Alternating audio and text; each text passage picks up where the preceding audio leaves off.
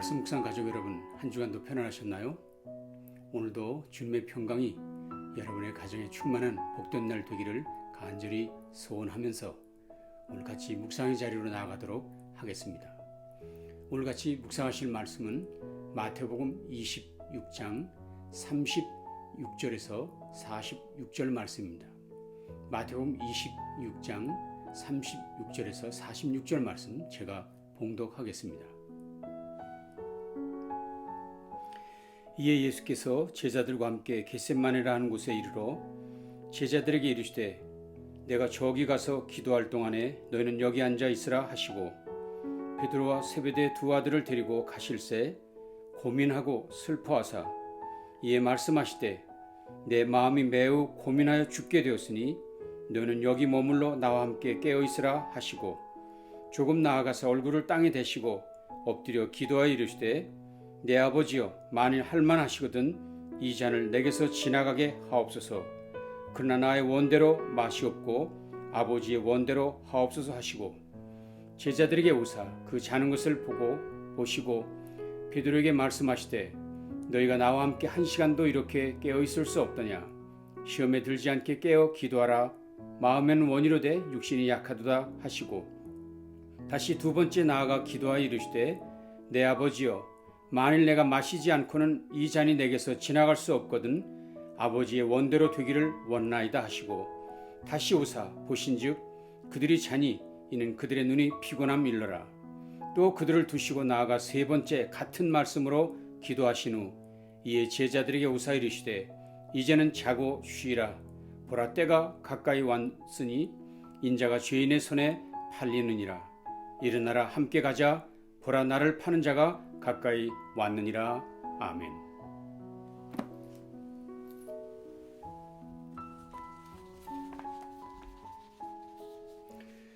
마태복음 26장은 무려 75절에 걸친 긴 내용으로 27장과 함께 예수님의 순환을 상세하게 다루고 있는 장입니다. 오늘 26장 본문은 베드로가 예수님을 부인할 것을 예수님이 예언하신 일, 그리고 겟셋마네에서의 기도, 예수님을 배반한 유다에 의해 잡히시는 일 등의 여러 장면이 소개되어 있습니다. 그러나 무엇보다도 오늘 본문에서 중심을 이루는 중요한 내용은 역시 겟셋마네 동산에서의 예수님의 기도입니다. 주님께서는 이제 곧 닥치실 십자가로의 고난을 앞두고 드렸던 기도가 우리에게 많은 것을 교훈하고 있습니다. 그런데 겟셋마네 동산에서의 주님의 기도를 생각할 때마다 저는 몇 가지 의문을 갖게 되었습니다. 그 첫 번째 의문은 왜 이번에도 세 제자를 함께 데리고 가셨는가 하는 것입니다. 왜 그 기도의 동산에 혼자 가시지 아니하고 세 제자들을 데리고 가셨는가 하는 문제입니다. 물론 오늘 본문을 보면 일정한 장소까지는 12제자가 함께 갔습니다. 그러나 좀 더 앞으로 나아가 기도하실 때에는 세 제자와만 동행하셨습니다. 이에 예수께서 제자들과 함께 겟셋마네라는 곳에 이르러 제자들에게 이르시되 내가 저기 가서 기도할 동안에 너희는 여기 앉아 있으라 하시고 베드로와 세베대 두 아들을 데리고 가실새 고민하고 슬퍼하사. 본문에서 세베대의 두 아들이란 야고보와 요한을 말하니 결국 주님은 세 제자, 즉 베드로, 야고보, 요한을 데리고 앞으로 나아가서 기도하셨다는 것을 알 수 있습니다. 이 세 제자는 이곳 겟셋마네에서만 아니라 변화산에서도 그리고 회당장 야이로의 딸을 살리실 때도 함께했던 제자들이었습니다. 왜 예수님께서 여러 제자들을 두고 이렇게 세 제자에게 집중하셨을까 하는 의문이 든다는 것입니다. 혹 예수님께서 이 제자들만 편애하신 것일까? 또 어떤 분은 말하기를 이들 셋은 예수님의 수제자들이다 라고 이야기들 하시는데 예수님의 제자들 중에 어떤 이는 수제자고 어떤 사람들은 그럼 열등한 제자란 말일까요? 저는 그것도 예수님의 훈련 방법을 생각할 때 아니라 생각됩니다. 그렇다면 왜 이들만 데리고 가셨을까 하는 생각을 갖지 않을 수가 없습니다. 그런데 이 세 제자들의 면면을 살펴보시면 그 답을 얻을 수가 있습니다. 베드로의 경우는 겟세마네 동산에서 예수님이 로마 병정들에 의해 체포되셨을 때 칼을 휘둘러 제사장의 종 말고의 귀를 날렸던 사람입니다. 당시 일부 열심 당원들은 무력혁명을 일으킬 기회를 찾던 극렬 반정부주의자들이었습니다. 그래서 그들은 늘 몸에 칼을 지니고 다녔다고 합니다. 자, 그런데 베드로가 그들처럼 칼을 지니고 있는 것을 보면, 그리고 그것으로 말고의 귀를 배웠다고 하는 것을 보면 그도 아마 열심 당원과 같은 생각을 가진 사람이라, 이 칼을 가지고 세상을 한번 뒤집어야 된다 하는 생각을 가진 사람 중에 한 사람이 아닐까 하는 생각을 해볼 수 있다는 것입니다. 그리고 야고보와 요한도 마찬가지입니다. 그 두 형제가 어느 날 예수님과 함께 예루살렘으로 가던 길이었습니다. 사람들이 예수님을 영접하지 않자 그 불친절한 사마리아 사람들을 보고는 그들이 예수님께 불같이 화를 내며 이렇게 말했지요. 주님, 저희가 하늘에서 불을 내리게 해서 저들을 다 불살라버리면 어떨까요? 하고 말했던 사람들입니다. 결국 그 두 제자도 불벼락이라도 내려 세상을 벌레해야 한다는 주장을 갖고 있었다는 것을 우리가 알 수 있다는 것입니다. 그렇다면 결국 이 세 사람의 공통점이란 무엇입니까? 세상의 힘으로 하나님의 나라를 이루어야 한다는 생각을 가진 사람들이라 하는 생각을 해볼 수 있습니다. 그런 점에서 저는 예수님께서 그들을 특별 관리하시기 위해 변화산에도 데려가셨고 겟세마네 기도의 자리에도 데리고 가셨다고 이해하는 것이 좋겠다는 것입니다. 다시 말하면 주님은 이런 일을 통해 하나님의 나라는 칼로 무력으로 임하는 것이 아니라는 것을 구체적으로 가르치려는 목적을 갖고 계셨다는 것을 이해할 수 있다는 것입니다. 실제로 예수님께서는 칼을 들었던 베드로를 향해 이렇게 말씀하셨죠. 내 칼을 도로 칼집에 꽂으라. 칼을 가지는 자는 다 칼로 망하느니라. 너는 내가 내 아버지께 구하여 지금 12군단 더 되는 천사를 보내시게 할 수 없는 줄로 아느냐? 무슨 말씀입니까? 베드로가 자신의 힘과 방법으로 고난을 헤쳐나갈 수 있다고 생각했지만 그 일은 오히려 하나님의 일을 방해하는 일이었다고 주님은 책망하고 계신 것이었습니다. 주님은 베드로를 향해 계속해서 말씀하셨습니다. 내가 만일 그렇게 하면 이런 일이 있으리라 한 성경이 어떻게 이루어지겠냐? 내가 만일 그런 식으로 행동한다면 성경을 내가 어떻게 이룰 수 있겠냐? 말씀하신 것입니다. 예수님은 하나님께 기도하여 12군단 넘는 최강의 전사인 천사들을 보내서 온 인류를 심판하실 수 있는 분이십니다. 그러나 주님 그렇게 하지 않으셨습니다. 그런 방법은 하나님이 하시는 일이 아니기 때문입니다. 그런 방법은 하나님 나라를 이루는 방법이 아니기 때문이었습니다. 베드로처럼 주님을 위한다며 칼을 들고 나서는 자가 되지 말아야 합니다. 야고보나 요한처럼 눈에 거슬리는 사람은 하늘에서 불이라도 내려 쳐다놔야 된다고 기도하는 사람이 되어서는 안 된다는 사실입니다. 그동안 주님은 혼자서 늘 기도해 오셨습니다. 한적한 곳에서 기도하기를 즐겨하셨다고 성경은 말하고 있습니다. 그러나 이번에는 제자들을 모두 데리고 기도의 자리로 가셨습니다. 오늘 본문을 자세히 보시면 그들은 모두 주님께서 지금 어떻게 기도하시는지, 무엇을 위해서 기도하시는지 다 듣고 볼 수 있는 자리에 있었다는 것을 알 수 있습니다. 그렇게 제자들이 보는 자리에서 기도하시고 그렇게 제자들이 들을 수 있는 소리로 기도하셨다는 것입니다. 그렇게 주님은 제자들, 특별히 자기 힘으로 세상을 다스려야만 한다고 하는 제자들을 그 기도의 자리로 초청하셨던 것입니다. 이런 극심한 환난 앞에서 해야 할 일은 칼이 아니라, 무력이 아니라 기도를 통해 하나님의 뜻을 구하고 그 뜻을 구하는 사람이, 그 뜻을 행하는 사람이 되어야 한다는 것을 가르쳐 주려 하시는 것입니다. 주님의 일이 고난에 직면할 때가 있습니다. 주님 일하는 사람들이 고난을 받을 수 있습니다.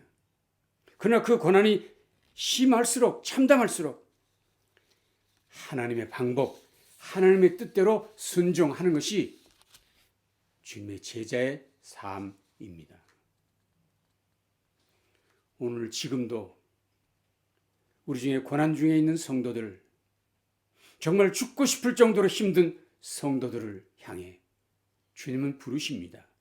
초청하십니다. 기도의 자리로 나오라고, 기도해서 하나님의 뜻을 구하고 그 뜻을 따르는 것만이 정답이라고 말씀하십니다. 나처럼 기도해라. 무릎 꿇고 기도해라. 땀이 나도록 기도해라. 반복해서 기도해라. 끝까지 기도해라. 말씀하신 것입니다. 주님은 특별히 함께 기도하자고 초청하십니다. 물론 주님 홀로 기도하실 수 있었지만 제자들을 모두 함께 기도의 자리로 부르셨습니다. 함께 기도하자고, 함께 나아가 기도하자고. 이 겟세마네가 이제는 제자들의 겟세마네가 되어야 할 것을 가르치려고 그들을 부르신 것입니다. 그렇습니다. 그 주님은 이제 우리 모두를 향해서 그 겟세마네로 나아가자고 초청하고 계십니다. 이 겟세마네가 저와 여러분의 겟세마네가 되도록 부르고 계신 것입니다. 그래서 그 기도를 통해 하나님의 뜻, 하나님의 나라의 다스림의 순종을 결심해야 합니다. 이것이 그들 세 제자를 특별히 부르신 뜻이었다고 해석할 수 있겠습니다. 또 다른 의문은 무엇입니까? 주님의 겟세마네 기도 장면을 대하면서 갖는 또 다른 의문, 가장 큰 의문입니다. 예수님의 기도 내용입니다. 예수님께서 이렇게 기도하셨지요. 조금 나아가서 얼굴을 땅에 대시고 엎드려 기도하여 이르시되 내 아버지여, 만일 할만하시거든 이 잔을 내게서 지나가게 하옵소서. 할만하시거든 이 잔을 내게서 지나가게 하옵소서. 메시지 성경은 아버지, 다른 길이 있거든 나를 여기서 벗어나게 해 주십시오 라 했습니다. 이런 내용의 기도를 3번이나 반복했다고 성경은 기록하고 있습니다. 심지어 고민이 극심해서 죽을 지경에 이르기까지 이르렀다고 표현하고 계십니다. 예수님은 지금 죽고 싶을 정도로 괴롭다 하십니다. 그래서 그는 땀방울이 핏방울이 되기까지 기도하셨습니다. 그런데 이렇게 드린 주님의 기도는 응답되지 않았습니다. 물론 결국엔 아버지의 뜻대로 하시옵소서라는 기도로 마무리되기는 했지만 예수님의 간절한 소원은 이루어지지 않은 것처럼 보여지고 있습니다. 그러나 여러분, 이 본문을 보면서 예수님의 기도는 실패했다고 이야기할 수 있을까요? 예수님이 이 땅에 오실 때 이미 십자가에 죽으실 것을 알고 오셨습니다. 그래서 여기까지 순종하여 오신 것인데 이제 와서 마음이 흔들리신다는 것입니까? 예수님께서도 십자가의 죽음은 괴로운 일이었다는 것입니까? 그분은 십자가를 그래서 억지로 지시게 되었다는 것입니까? 그렇게 말할 수는 없습니다. 결코 예수님의 겟세마네 기도가 그렇게 해석되어서는 안 됩니다. 자, 그렇다면 예수님의 이 기도, 이런 간구의 의미는 무엇일까요? 예수님의 이 기도가 우리에게 무엇을 교훈하는 것일까요? 그것은 인류의 죄악에 대한 주님의 아픈 마음을 표현하는 것이라 볼 수 있습니다. 죄의 결과가 얼마나 처참한 것인가를 말씀하신 것입니다. 주님께는 고민도 괴로움도 슬픔도 결코 없는 분이셨습니다. 그러나 여기서 그가 토한 괴로움은 인류가 보면 죄의 결과가 가져온 참혹함, 비참함을 토로하는 것입니다. 그렇습니다. 죄악은 하나님의 아들이라도 죽어야만 하는 끔찍한 사건임을, 그렇습니다. 죄는 하나님과의 관계를 끊어버리는 최고의 절망의 사건이라는 것을 생생하게 보여주시는 외침이 바로 주님의 기도의 내용이라는 것입니다. 그러므로 우리가 이번 사순절 기간에 겟세마네 동산에서 드린 예수님의 기도를 다시 회상하면서 분명히 더욱 철저하게 깨달아야 할 것은 우리의 죄, 나의 죄, 그 결과가 얼마나 무서운 것인가를 다시 한번 확인하는 시간이 되어야 할 것입니다.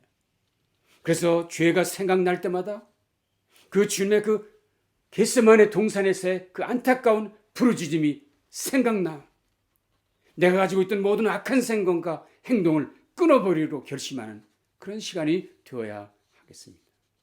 그래서 더 이상 죄의 노예가 되지 않아야 한다는 분명한 다짐을 새롭게 하시는 이번 기간이 될 수 있기를 간절히 바랍니다.